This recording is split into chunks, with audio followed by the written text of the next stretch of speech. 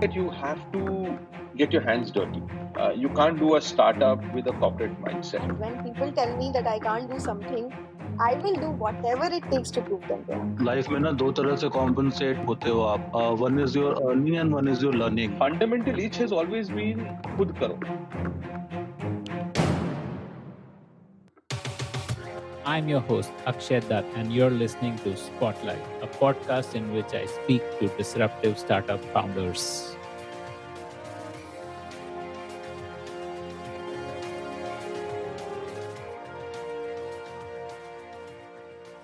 Hi, this is Bhanu, founder of Goseeko. I have close to 17 plus years of experience in strategy, revenue management, P&L before I ended up founding Goseeko. Did you know that 90% of college students study in the Tier 2 and Tier 3 colleges? Goseeko is a platform where such students can get access to comprehensive study material that is mapped to their course, access live and recorded classes from college professors, get solutions to their doubts, and be a part of a community of students. And all of this is available to them for less than the price of a coffee from Starbucks every month. Chandrabhanu founded Goseeko after a career of 2 decades spent working in leading media companies, both traditional and digital. Like all the best products, Goseeko was a result of a pivot after Chandrabhanu's initial idea failed to scale up. Here's Chandrabhanu telling Akshay Dutt about Goseeko. So, Bhanu, where are you from? Like, where did you grow up? What's like your childhood home like? Okay, so my birthplace is in Odisha. I belong to Odisha. However, my father, was in the steel plant. So the early years have been spent in the eastern part of the country where we would, between Odisha and Bihar, where largely my schooling happened. Which company or like was it Sale or Tata or what? Yes, so my father started with sale and then he moved on to the private sector into, the steel industry. And he was an engineer. He is a mechanical engineer by profession and has built a lot of uh, steel plants and ancillaries. So growing up, did you also have like a similar ambition to like be an engineer? Like every child, I wanted to be a pilot first, and I fancied, aeroplanes. I was as a child, I was always I always fancied aeroplanes. So I would take a tracing paper and I would draw an aeroplane, from a magazine. So, but I would always sort of get very enamored with the with what my father was because he was a science student, engineer, very numbers, very intelligent. He was a maverick. Um, but as I grew, I realized that I don't even have 0.1% of the intelligence that he has, and I was not an academically great So what student. did you do in plus two then? Like, did you realize that science is not your cup of tea? I didn't even get an admission in science. Yeah. I was a commerce. I was forced to take commerce, and some of many folks who are from my time eastern side of the country, commerce that time used to be looked down upon, as if this is These are people who couldn't get science, basically. That was the. couldn't get science. And are you going to be taking that Bajaj Chetak and sitting around college campus and be loafing around and so on and so forth? Coincidentally, I had a Bajaj Chetak in college. I also did commerce. I also couldn't get science, and I ended up doing a BCom from Delhi University with a Bajaj Chetak. BCom from Delhi University is a lot more credible. I was academically so weak that although my plus two was from Delhi, I passed out of I passed my plus two in Delhi, and I could not end up getting a single college from North Campus or South Campus. Uh, so I said, Delhi University was not meant for me when I was trying to study. So I finally moved to Pune University to study from Symbiosis. How did you speak? How did you learn to speak well? Because I mean, you would have grown up in schools in not metro cities, right? Like outside of metro cities. So how did you like polish your communication skills? My communication skills got better because of the way my father and my mom actually taught me to, I would read the newspaper loudly, and I would sort of hear I would like to, I always ended up correcting my diction all the time, and then I would do that. As I would practice, and I used to debate, reasonably, well in college. So I would practice my debates also really well. So I would practice maybe 500 times, and then I would, sort of.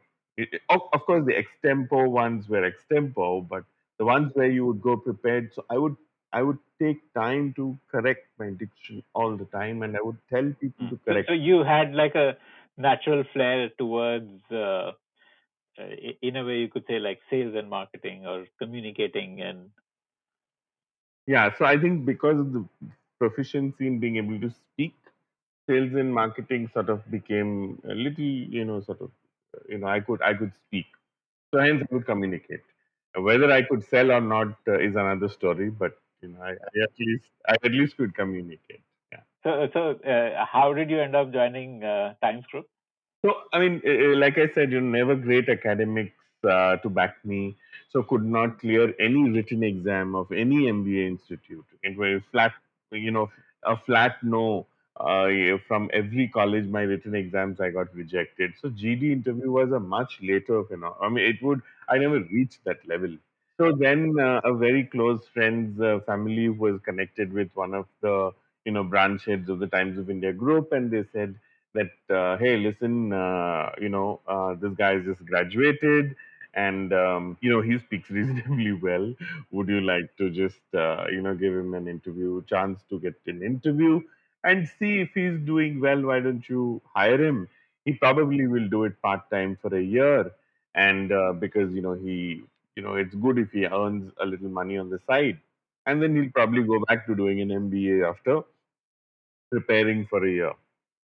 And that's when I was interviewed. But this interview process, Akshay, took a good uh, 4 to 5 months.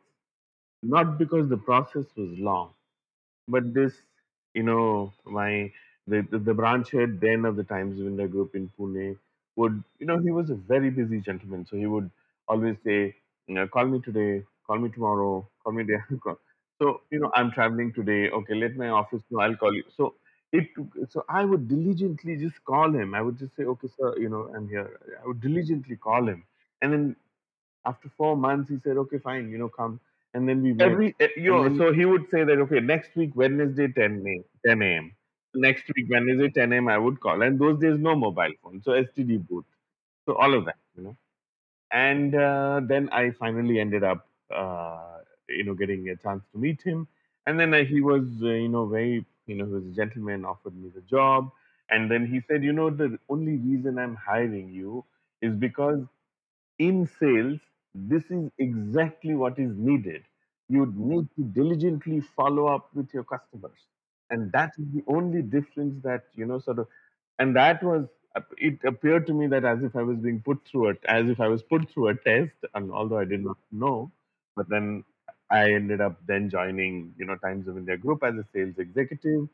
And it was obviously retail sales back in Pune, where I would. It was a local newspaper meant for local audiences, and I was looking into selling one of the categories called retail, and so I would have to go to you know individual shopkeeper owners and. So these were like large sari showrooms or electronic showrooms or. Yes. Hmm. So you would go shop to shop to shop to shop, and I would have to go and I would have to say that, sir, I've come from Times, and they were all either proficient in Marathi or they would understand Hindi. So I would have to break into that, and I would say, "मैं Times of India से आया हूँ." Okay, and then I was wearing this tie and a shirt, and then people say, "अरे ये tie वाला आया है इसको, अरे आगे जाओ, आगे जाओ." It would so hurt me a lot, but it was tremendous amount of learning. Actually, it was that patience, right? Which I was taught that you have to be very focused on how you want to, So then I would, and what would hit me even more is that all my friends who I used to sort of be with, and from school, then in college, all of them, my very close friends, they were all uh, meritorious, and they had all gone off to the IIMs, or they were already in the IITs, or they had moved. Some went to Wharton, or some went to Oxford, and so on and so forth. And here I was selling space in Pune and going to sari shops. It was just hitting me very badly, and I was like, okay, academically I never excelled, but God, this is torture. Don't what am I getting into? But those days, determination, or whatever you call it, or just pure simple, no option, can't go back, can't do a thing. This is what you have to do, Bhanu, my friend. You have to just bite the bullet and just live this, and then grow from here. So this was just that thing. There is nothing to go back. Either you go back to your parents, live on their, live again, borrowed life, borrowed money, and then appear for an exam, or just struggle right here. Okay, this is one window you got. You give this up, then you're back. And I used to be, those days I would come back to the hostel room, and I would just be so dejected and depressed, and I was like, shit, this is something that is going to be a part of my life for a while. But there was one thing that was always troubling me. I would say, no, this is not for me forever. This is not for me forever. I am not going to die a salesman. I mean, there's no. I mean, It was not a thing to. I'm not saying that I looked down on the profession. I was a salesman. All I said to myself that I will not die a salesman. This is not for me forever. This is my stepping stone, my learning. So I started inside of me. I started equating my friends who got into MBA for 2 years. I said, this is my MBA for 2 years. What they learn there is what I will learn here. Okay. And I started then reading a lot of good cases, management principles, etc. I started polishing that aspect of mine, saying that I would not get a degree after this. My friends will, because they've got me into institutions. But these 2 years, I will sharpen my focus so much that after these 2 years, I should be at least a couple of steps ahead of all these guys who pass out of their MBA. It was a psychological thing for me. It was something that hit me very hard, that I'm not going into an MBA school, and I couldn't get in. And then I just kept my determination hard, going, focused, and at the same time, the company at that time, I think I had till date, till my work life actually got over, as in employment life got over. I cannot tell you that I have been the luckiest guy to have every step of my life. I've had the best boss. I have worked across companies, many parts. I've traveled to so many parts of the world. I can tell you, my bosses were just fabulous. They were they would identify, for some reason, they would identify that this guy has a little more than what he is probably potential and potentially doing. You know, so they would. So back then, I remember Times of India would had started building this culture of executive assistants, and that time the executive assistants were all brought in from premier business schools, etc.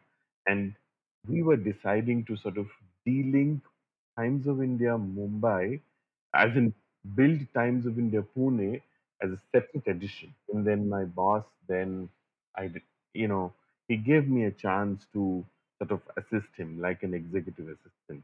And that just gave me another level of joy because it was working on the brand, uh, looking into editorial, working on the distribution, of course, sales, and then um, knowing the nuances of print, production, all of that, marketing, all of that. Yeah, that's like better than an MBA in terms of learning.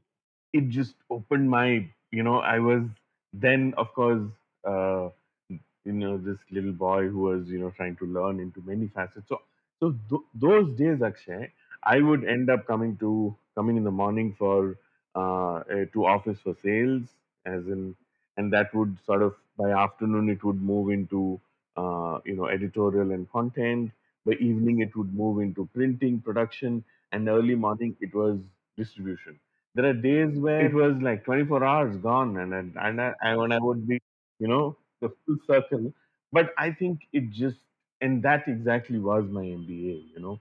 I just said this is creating the, and I knew the cost of printing, I knew the cost of production, distribution, and everything at that time, and within the limited purview. And we launched Times of India Pune, which was an independent, which today is one of the flagship newspapers in Pune today as well. So, and it was glorious days, and I remember that learning happened. And then uh, again my bosses were kind enough and said that, okay, your learning is going to get better, why don't you move to Bangalore to assist. Those days, TUI had this concept of, regional directors. There were directors all over the country, north, east, west. So south had a very respected director then. And I was told, go and assist him and then see, you know, your learning will get better. Hence, I moved to Bangalore. I had done decently well. My bosses were happy. My bosses were always on my side, and touch wood. And I then decided to sort of move out of Times of India. And back then, in Times of India, it was when you moved out of Response in those days. It was a massively credible thing to have. Would recognize you. Other industries would appreciate your experience. So, like that's when Star Network hired you. Yeah, so just between Times of India and Star Network, for a very short time, I was with a soft skill training company, and that was a very short stint, 6 to 8 months of short stint. Beautiful place, intensive learning, but I think I was missing the whole chaotic media environment. And that's when I, sort of took steps to move back to the media world. And then I, of course, got into Star Television. At that time, television was picking up.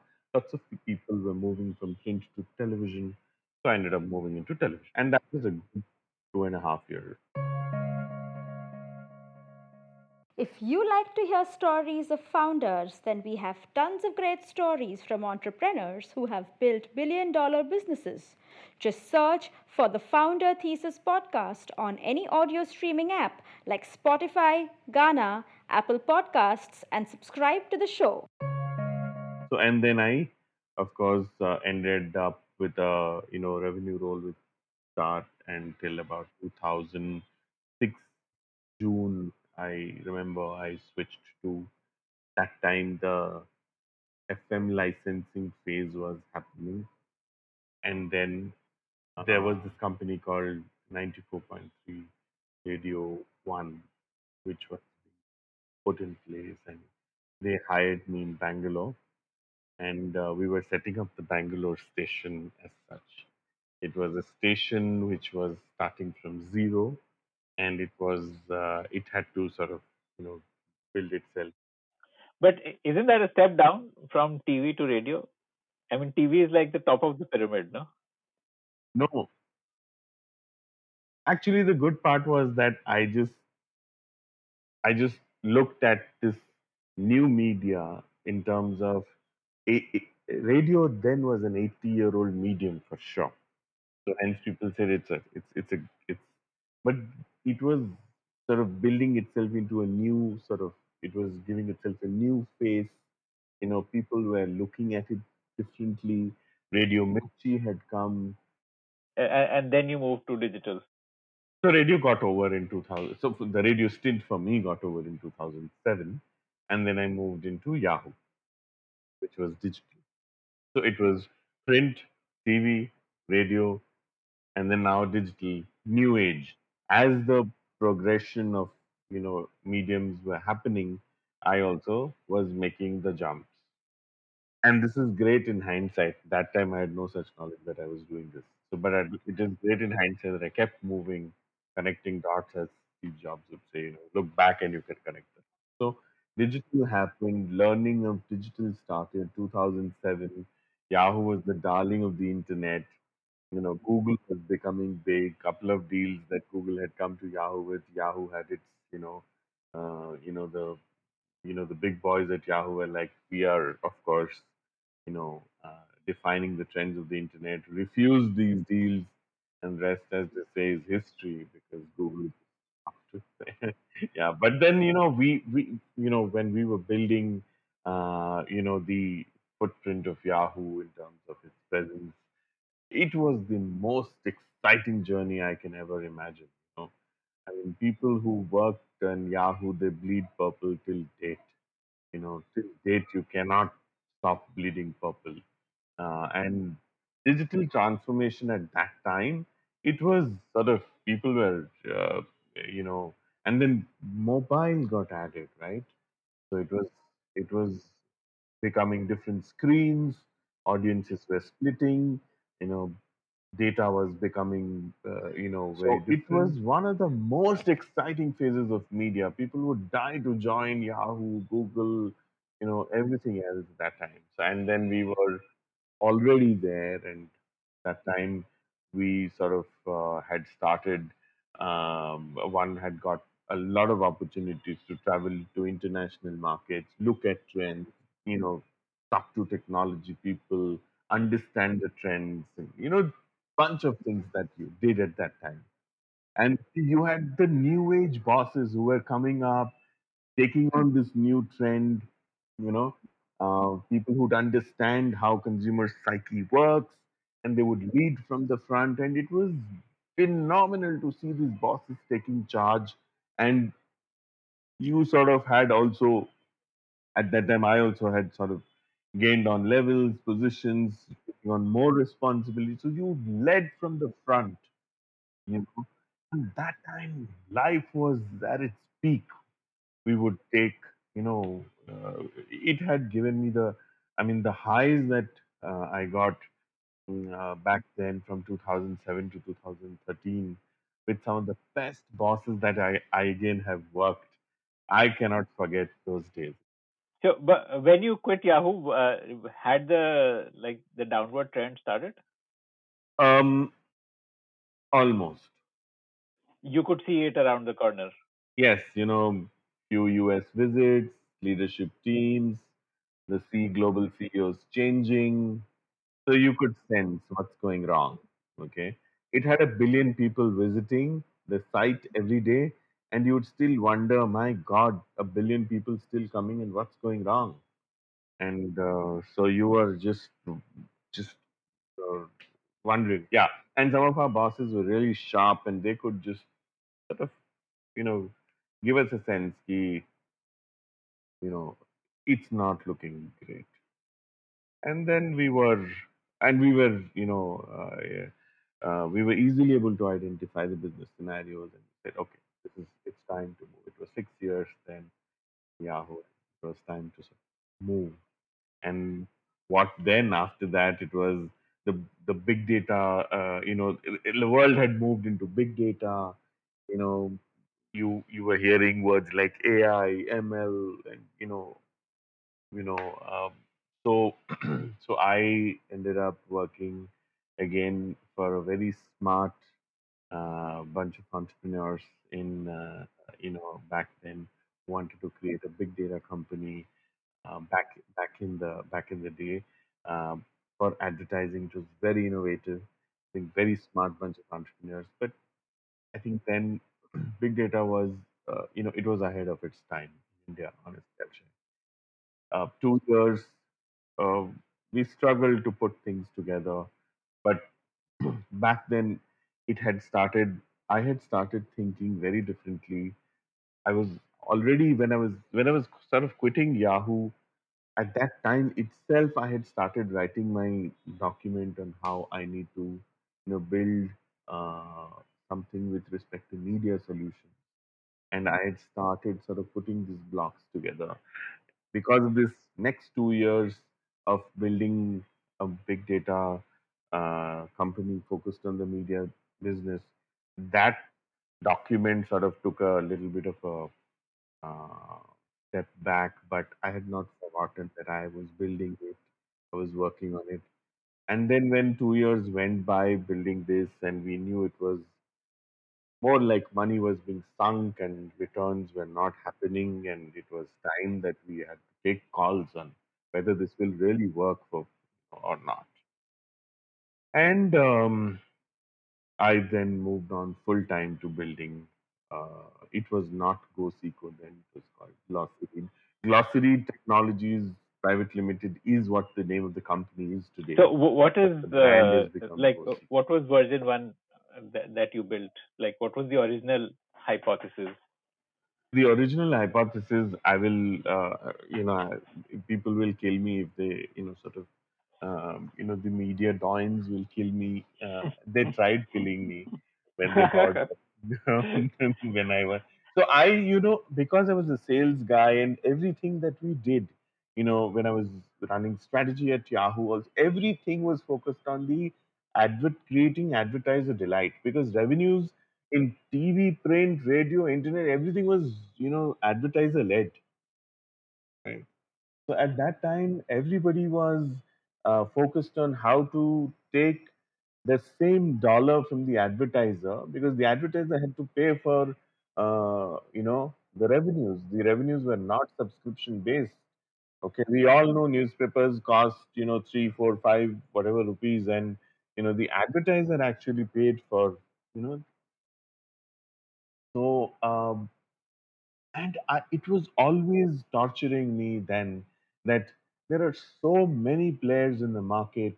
The advertising industry globally is a 600 billion to 700 billion dollars behemoth, and there are a billion companies probably today trying to take advertising dollars. And and everybody would fight tooth and nail, go to an ad agency, go to the client, and why? Because the consumer never paid for content. And you would always tell the consumer that, here is 2 rupees worth of newspaper, but you'll go back to the advertiser and say, here, pay me this much of money because I have so many million readers, or so many million viewers, or so many million listeners, so on and so forth. So it always sort of irked me that if you have so many million viewers or readers, whatever, why can't you charge little more for your content and not depend on the advertiser so much? The advertiser had a field day for 10, 20 years. They would negotiate the real estate so, to a loss making proposition for companies, whatever, the per square inch or the per 10-second rates, everything was always being negotiated at a bulk deal. And you had the power hungry, sort of big media buying companies who had come in, who were negotiating. So my mind always ran in that direction that, listen, if the user does not pay for content, and if this is the way it's going to be, it's the end of the industry sometime. And then, it was always that I could see talent moving from one newspaper to another, one channel to another, one radio station to another, one digital company to another. It was not great.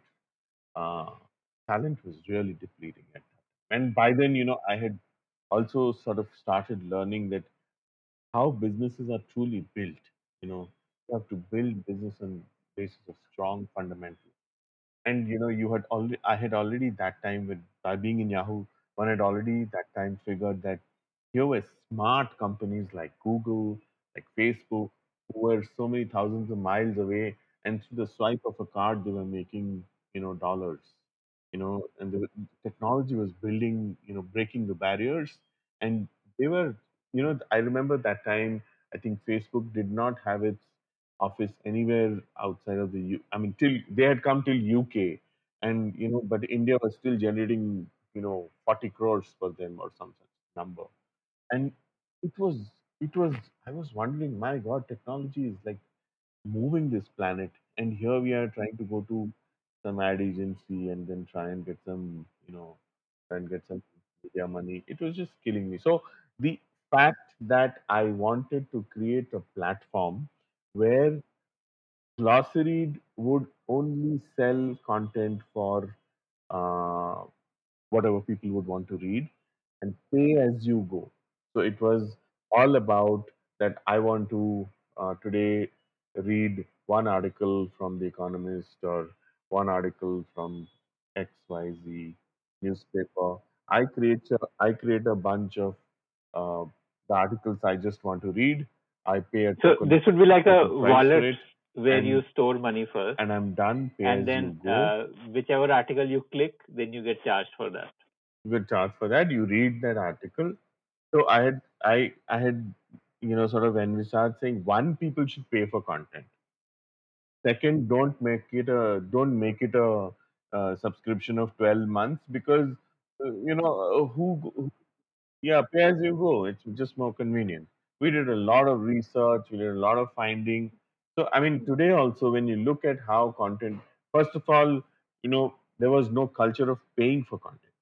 So I said, let's get people to at least pay for content, right? And then when I would go to a lot of top VCs, etc. Back then, when I would go, this is 2016, and we are now talking 2016, 2017. So they would say, no, nobody will pay for content. I said, sir, but the US people are beginning to pay for news, and that time the Netflix and the OTT culture had still not hit India. And so I said, no, sir, it will happen. Anyway, so people were, no, no, people won't pay for content. I said, okay, I mean, but I'm trying. Okay. And finally, I had seen that, okay, one, people were trying. I wanted to introduce the culture of paying for content. And second is break the subscription and say, just pay as you go, because you're not consuming all the content all the time. Look at the world today. Today, we are paying for content. Today we're paying for Netflix. We're paying, okay. Today we are paying for a single movie. We are beginning to build that culture, right? Okay, you want to watch this movie, pay so much. You want to watch that movie, pay so much, right? So one, we are getting used to paying. Second, we're getting used to pay as you go. But you needed to have deep pockets to sustain. And by the time you build a change in culture, it will take time. So somebody had to back me So you then. you were totally bootstrapping it, like no external funding. I had very little external funding, but there were in HNIs who came together. We raised funding, but it wasn't sufficient. We raised very paltry sums, 30, 40 lakhs, and that was not enough to wait for culture to change. 30, 40 lakhs is not good enough. But at the same time, while we were going on ground and doing market coverage, going to colleges, going to students, and saying, "Hey, you know what? Here is something that you would love it, because you don't need to buy a full magazine." And then there were students in a few colleges that we were there. They would come and say, "Sir, you guys are splitting a magazine into chapters or these individual pieces of articles, etc. Here, I am a medical student, for example, and I have a 20,000 rupees book. I need, only three chapters out of a book, and why can't you split a book into chapters?" That's the sort of pivot into higher education. I said, and I was like, the idea dawned that that is that a problem? First of all, how big is it? And then I spent the next 8 to 12 months visiting publishing companies. When I went into deeper into colleges, deeper into the ecosystem of higher education, then the problem started unfolding. you know. And then by then the pivot had happened from the previous media solution, so to say, into higher education. Suddenly it broadened our vision into how deep, mammoth, and how massive this is. And guess what? Everybody was relating to it, including data that was coming to us from the ground. So then startups, you should pivot. Somebody said that if you can split a magazine into articles, and why can't you split a book into chapters? Very, sort of puzzle was falling into place. And then we were like, okay, let's delve deeper. Let's go deeper into how this whole thing can. So, believe you me, I took 6 months to use technology to split the book into chapters. Bootstrap, no money, cannot bring in big technology, cannot, didn't have money, although we were just, borrowing money from here and there. But we were hell bent on saying that, and technology there, we had to build technology internally which will not allow students to download, photocopy, cut copy, all of those things.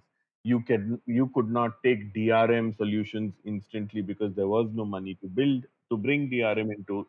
It was that time $6 per user, and I was like, here I am looking at tier two, tier three college, students who I want to make it, accessible, convenient, affordable. And if I say $6 for DRM, how much will I sell it at? So you have to go through that huge turmoil of building it on your own. And so we somehow, uh, I would say And this was rudimentary what, like a technology, website or a mobile app? both. Today we have a website. Today we have a web, I mean, the mobile browser uh, experience and an app. We have all of that. We've come a long way from there, so it's good to. So then finally, when we ended up moving, when we ended up, talking to some publishing houses. So Saurabh Gupta that time was really somebody who said, "ठीक है, try karte. Let's see if it works." And then he ended up giving me 3 or 4 books. We took 6 months to split those books into chapters, and then we did a little bit of small marketing, and some things sold. So you launched it Some as Goseeko only at that time? that time it was Glossaread, it was not Ghost. And then we made a little more of experiments. He gave me some more books, and then we split more books into chapters, and then little, and each chapter was 9 rupees, 10 rupees, etc. Some revenue share agreements we had. Small revenue. It was not making a big dent in his books because we were small, we were experimenting. But it was also helping us learn the category a lot when we went down into, universities. And then when it came to speaking with universities or understanding the ecosystem of college education, we realized in tier two, tier three, it was all about professors building their content for students in the class. So where was the book? Book was a reference point, you know, or where were the books going to? So we were trying to see if books split into chapters. Although that can be there as a reference today, when you know that can become a supporting side of the business. But uh, this was all about building content to make sure that tier two, tier three students have access, convenience of access, affordability to, for their studies, right? And that's when Goseeko took shape. Goseeko, although took shape a little later, as in Goseeko, the brand name came a little later, but we quickly understood this part, that our focus was on tier two, tier three colleges. We knew that India has a huge base of 40 million students who enroll into higher education. At least they enrolled every year. And we know that now higher education has about 5 to 8% as tier 1 colleges. And tier 1 is basically 5 to 8%. It's massive 90% plus, which is tier 2, tier 3, and below. Okay.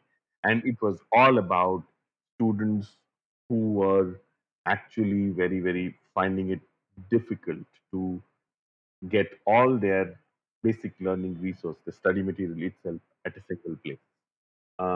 By then, of course, on the company organization front, my co-founder Sonam, she had already started, sort of consulting us, early on, and then, I mean, it's not a single founder company anymore. So she, came on board after one year plus of consulting us, and then she's extremely bright and sharp, and she sort of also the good part was or the good part is that she comes from a small town in Bihar, you know, literally a small, like a village in Bihar, and she sort of saw the correlation, and she's from a small place in Bihar, and she's a pass out of IIM Ahmedabad, and she could suddenly see that yes, this is, she could identify this well, and then it was, she has a technology bent of mind, very sharp product person, understands consumer, understood this whole consumer psyche really well. Both Sonam and me, we traveled to, I think we've covered maybe a 200 plus colleges on foot. Bihar, Maharashtra, Odisha. We went into the hinterlands of the country to just understand and continuously traveled, pre-pandemic, of course, continuously traveled, and she sort of changed the face of the company. That by then, I remember, I remember this really funny incident where Sonam kept telling me, Bhanu, glossary technologies, people find it very difficult to pronounce glossary in tier two, tier three. So, and it was sort of very dear to me. I said, listen, it's glossary. I have coined it. I would like to see it becoming big, right? And she was like, all this is great, but if people can't pronounce it, then it's good. It's good to adapt into newer ways. And I was very sort of it sort of was very close to my heart. And then one day I get a call from a student. He said, "Hello, sir, grocery technologies," and I said, "No, what Sonam is saying is right. It is so difficult to hear this." And then I said, "Sonam, change this." Go, and then we sort of moved into Goseeko, and that's when Goseeko happened, and we were like, okay, Why so not a kh, like a kh? You're saying Sikho, the Hindi word, right? So it is currently, or the domain is Goseeko. Okay. So anybody who pronounces it in the Hindi context will naturally mean go seeko. Okay. But we also wanted to keep this whole aspect of seeking for learning. If you go international outside of India, it will sort of, they will sort of identify. Yeah, the brand is universally appealing. Yes. So then we switched to Seeko. So the Hindi guys will say Sikho in any case, and so that's how we made that happen.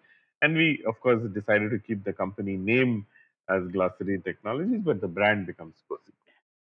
We, of course, Generally, paid are for you it. paying for content or is it pure revenue share? No, we pay for content now.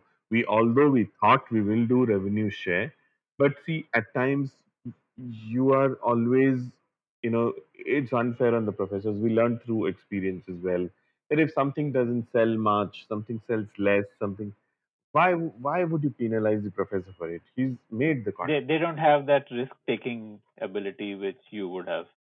Much lesser, because professors are also sort of, there is a living attached to this, to their lives, right? So it's not fair. We also learnt it the hard way. Some professors, initially were unhappy. Some professors supported us.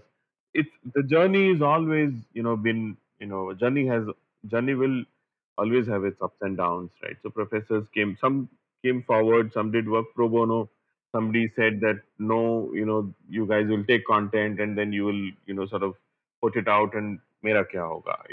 All sorts of people are there in the market, right? But when you pay someone a fixed rupee value for creating content for you, then they don't get any lifetime royalty on it. No?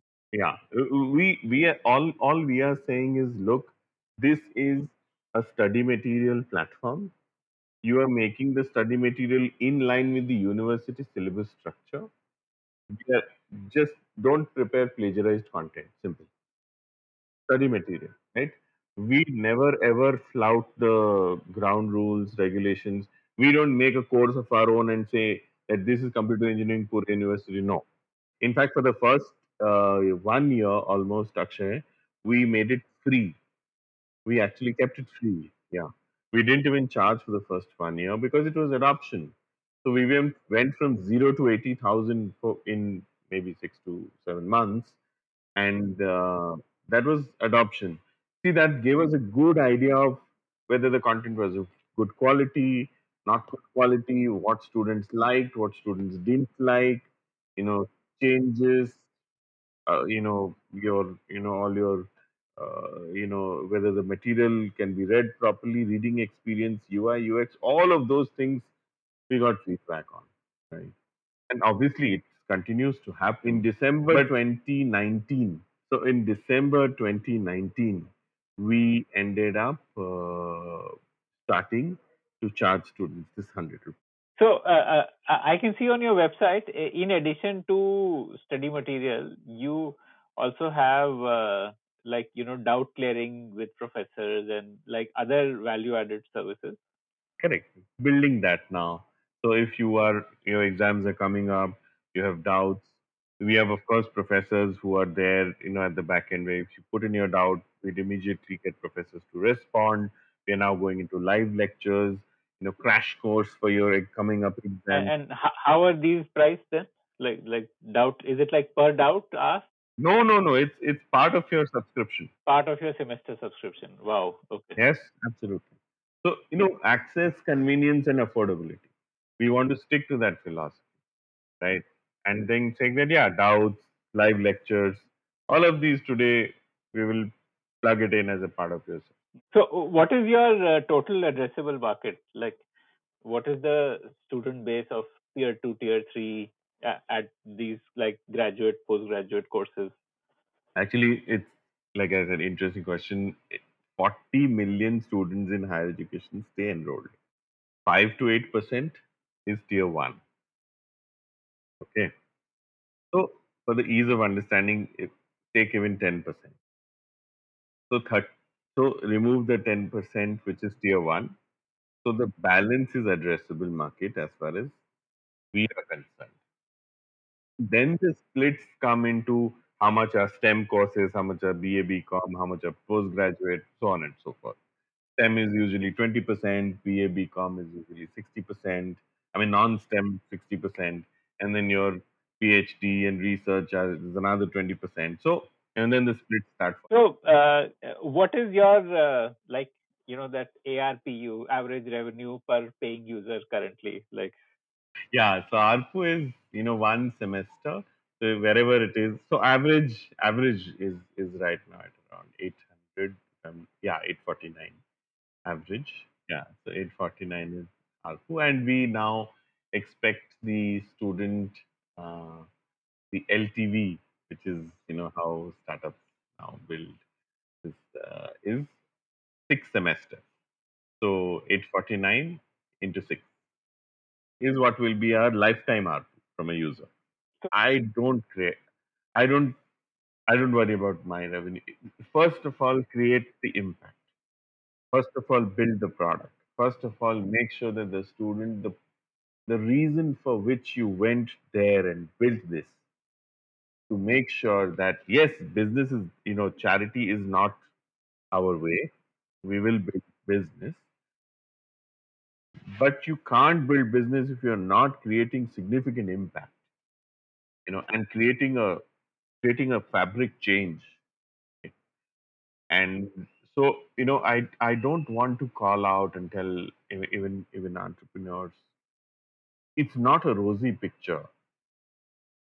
It is to go down to every student and say that, hey, I'm going to change your life, but give me an opportunity. And you have to worry about that every 100 rupees he gives you, because he's going to question you that yeah, and the this fees is for my some of 100 these rupees. colleges is like 2,000-3,000 rupees per year. Correct. Why should I give you my 100 rupees as well? My family feeds out of 6,000 rupees a month, or 10 or 20, whatever, So my thing is that 849 into X million is not my dream today. My dream is that if I have 5 million students, or that 90% saying that this is creating a change in my life, the dollars will So, follow. what is the number of students currently on the platform? Currently, we have registered 500,000, and we have a paid base of 1.3 lakh. Uh, and we have already got over a million, visitors on the platform.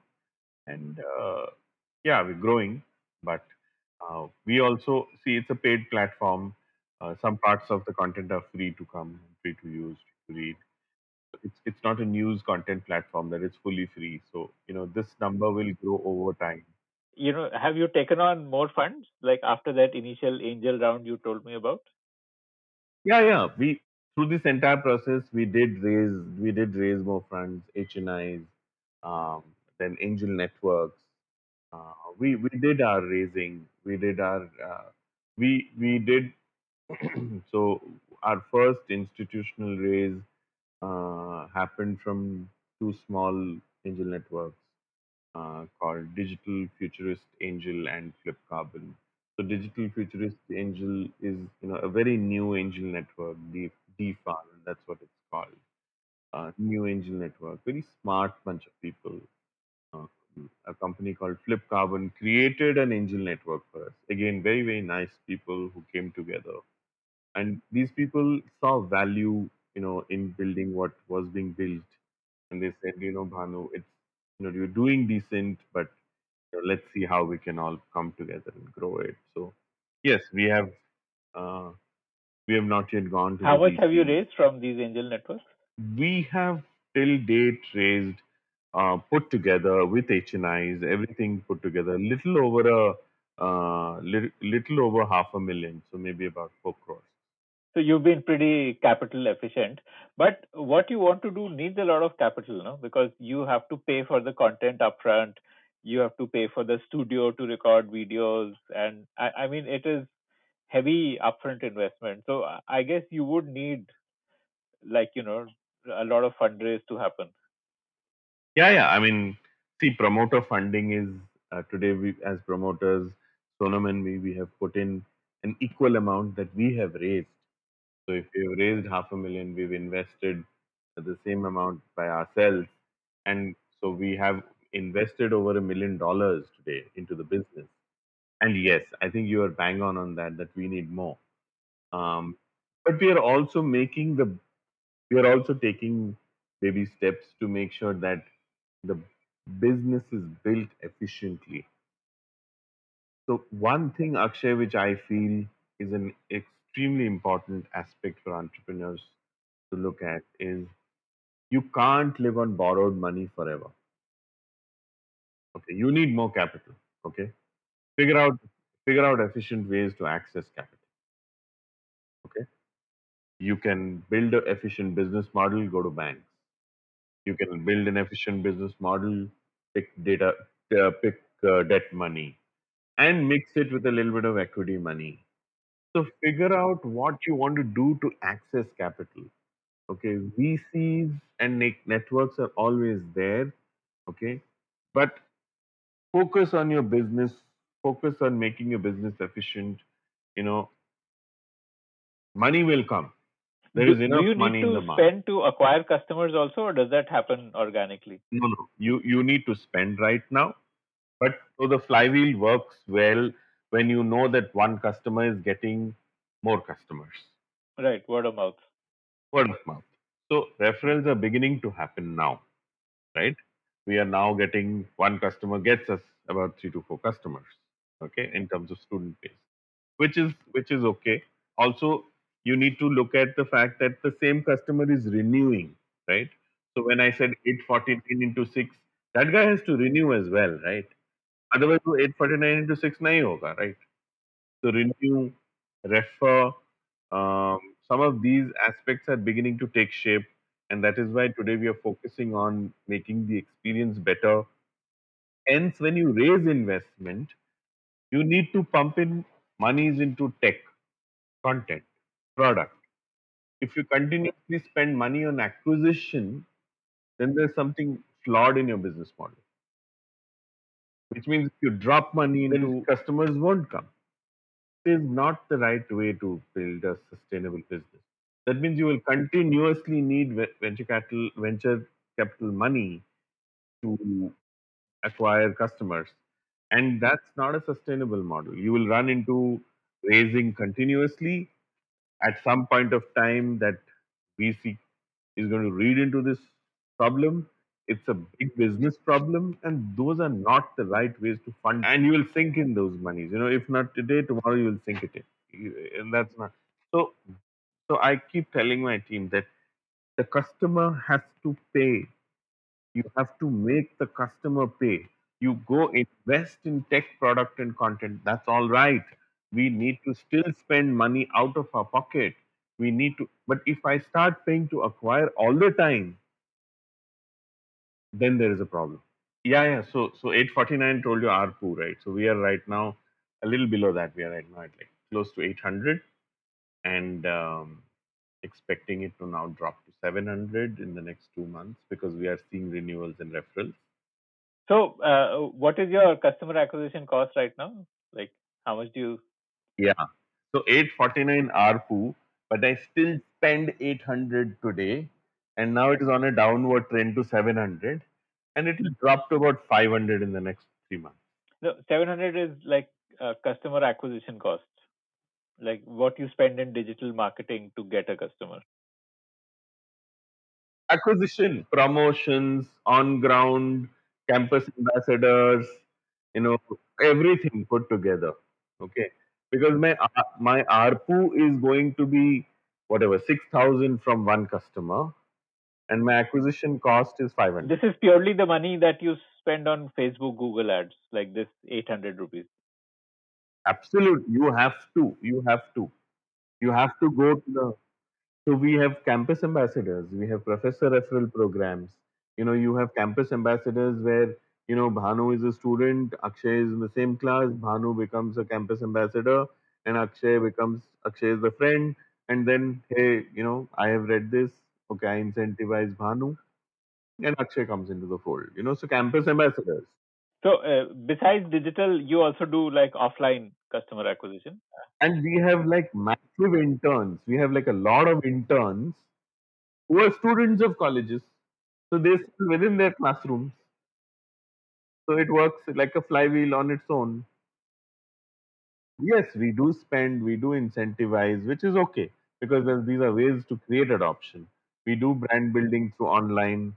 We create we request professors also. Each professor has a large bunch of student numbers on their WhatsApp groups. They circulate the links, they circulate the app links. So all of that put together, you gradually spend that initial phase when you have to. So, this financial year, what do you estimate your revenue will be? Like 21, 22?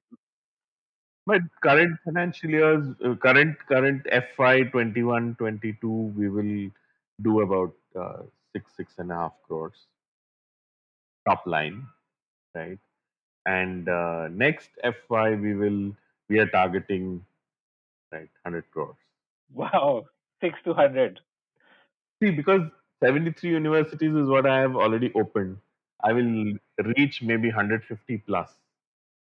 I make revenue out of 3 to 4 universities now. I'm working hard to create adoption in the remaining. So all I have to do at a certain point of time today is increase my access to funds so that I can continue to deploy on content, tech, and product. And when the adoption increases in those universities, I have to switch on the tap. So, with a 100 CR, you would be like in probably like the top 20 at tech companies in India, right? No. You cannot. I cannot, because the others are not sitting and doing nothing, right? The others are also smart, right? They are also going to do something, right? So if I am, I'm not the smartest guy, right? You saw my academic work, my academics never do well. The others will do well. I mean, today, see, EdTech is people are realizing that there are different segments within the sector. Right? You pick on test prep, you pick on K-12, you pick on something, upskilling, certification, job readiness. Who are the companies in this space, like college? Uh, See, there are some good ones. Um, there are good ones. There are these guys like Notes Gen, uh, and then there is Last Moment Tuition, and there are these decent guys who are doing good work on the ground. I So although there is competition, but who's the biggest competitor? The biggest competitor is the mindset of the student today, which is basically going out and saying that I'm happy with the photocopy. You can't take that away, right? The guy is, as much as you try, unless and until there is a behavior change, you can't take this away. So you have to sort of work on that, and that will take a while, which is okay. Which is why this category has lesser players, and we are one of the bigger players now, with a footprint as large as this and revenues, growing. So I think that it's going to be an exciting space. so if Byju's comes knocking with an acquisition offer, would you take that up? Yeah, either they will buy me or I'll buy them. And this is a line I've stolen from my co-founder from Sona. She keeps telling me, या तो वो हमें खरीद लेंगे या हम उन्हें खरीद लेंगे. नहीं, नहीं, see, they're too big, they're so huge, and they have created a landscape change in edtech, right? But they don't have a product in this space, na? The space you are in.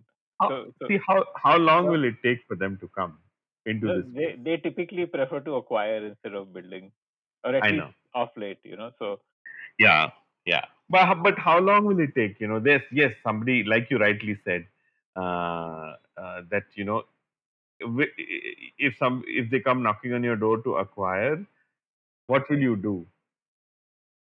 I go back to my fundamentals. If I'm creating impact, then I'll have a lot of people saying that we will pump in money, don't get acquired. Let's see as we progress.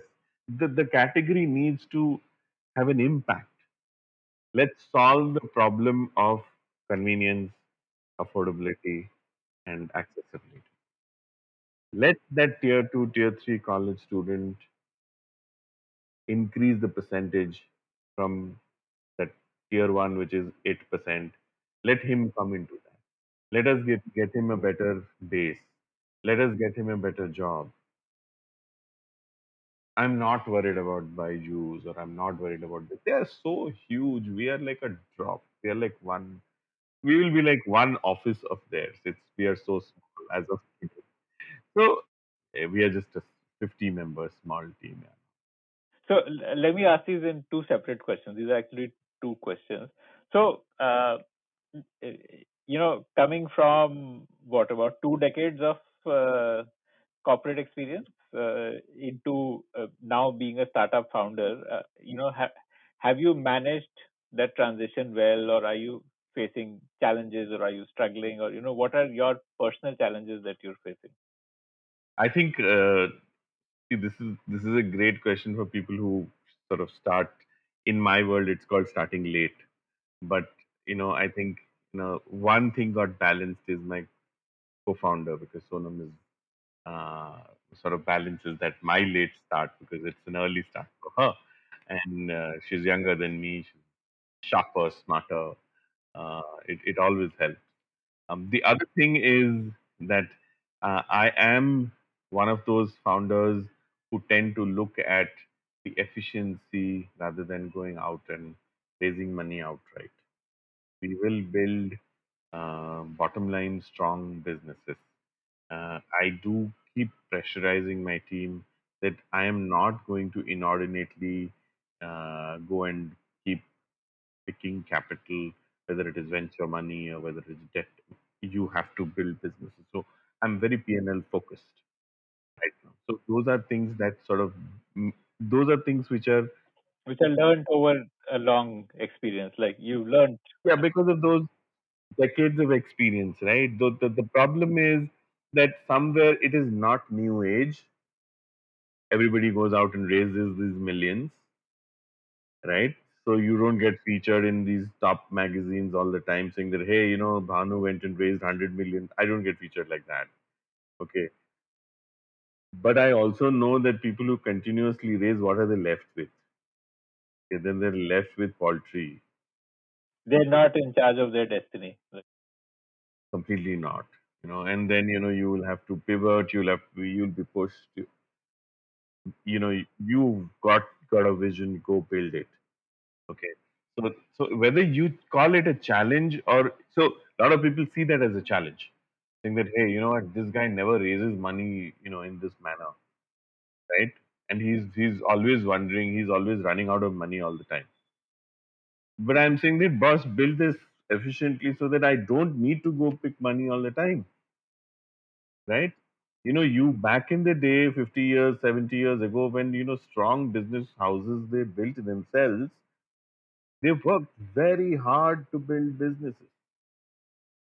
Today, building a business is a lot more easy because access to capital is so much more easier. There are people coming forward and saying venture capital money, venture capital money, venture capital money, right? It's not about picking that money. It's all about making the business fundamentally sound. Only then will you weather the next future set of challenges. If you go out and keep doling out your equity all the time because you raise money, one day you will be left with 2%, which will give you nothing. Okay, people say that, oh, you will be having these thousands of crores in your bank account. No, it's I'm talking about impact, affordability, convenience, all of that. Where does that go? Don't forget that. I started with that. My passion is that. So then people also say that, oh, so are you going to do CSR, impact? I'm like, no. so, so these are challenges which we double. You build business, but why not build business which are fundamentally sound? How I mean, how difficult is that to understand? But your approach of being averse to fundraise um, may lead to some other company. I mean, it may lead to another company capturing the market before you get a chance. No, because I mean, Yeah, it can happen. But I have glaring. It can happen. 6 semesters, like a student who buys your product is with you for 6 semesters. If he doesn't buy your product, then you've lost him for 6 semesters. So that risk is there of not being aggressive in raising money. Yeah, yeah. And I'm not oblivious to that. I have very good examples to prove, sort of counter this as well. I'm like, look at what happened between Apple and Nokia. Nokia was there 10 years ahead of time. Somebody came and did it well, right? Google was much after Yahoo. You forget every. Let's come to home ground. I was in Yahoo, right? Google came much after Yahoo. Okay, rest as they say is history. Yahoo was the darling of internet. It started everything, including search. It started everything, and look what happened. Okay, so it's social media again. Yahoo Groups was, Yahoo Groups was social. Everything that instant messenger, Even like Flickr was like, you can say, a precursor of Instagram. everything it was there, right? But where is that? Where is the chat? Yeah, right. Messenger, Yahoo Messenger. Where is all that? They were the pioneers in all Everything. these I'm products. telling you, Yahoo that time we pioneered Yeah, everything, absolutely. including mobile. But somebody came and did it better, right? So it will always take that somebody to come into a category, understand the nuances, and do it better. Okay. So yes, somebody with more money. I mean, also Akshay, money has never built businesses. Never. History is replete with examples. Money has never built businesses. I take inspiration from guys like Sridhar, right? Zoho. Not one venture capital money. I take inspiration from them. Now, that guy built it brick by brick. And people say, well, he took 20 years. But look what he built after 20 years. You cannot ignore him anymore. Right? When you build things of that size, you can't ignore them. Then you are championing everything on this planet. Right? And are you saying there were no Zoho equivalents from when Sridhar Vembu started? Of course not. There were lots. But he continued to build brick by brick. So, yes, I'm not saying that don't go pick money, but focus on the fundamentals of business. Pick money, no issue. Create a good mix of debt, equity, create better fundamentals. All I'm saying is that. Hence, I'm not very aggressive in. So, I do get reprimanded by a lot of people who are close to me. Oh, you are not aggressive at all on fundraising. I said, let me pick money on my terms. Because most ways of picking money are always on the guy who's sitting on the opposite side, who's funding you. Because it's his terms. I want to switch the game. Let it be my terms. This was the Spotlight, presented by The Podium. To listen to more such interesting conversations, log on to thepodium.in.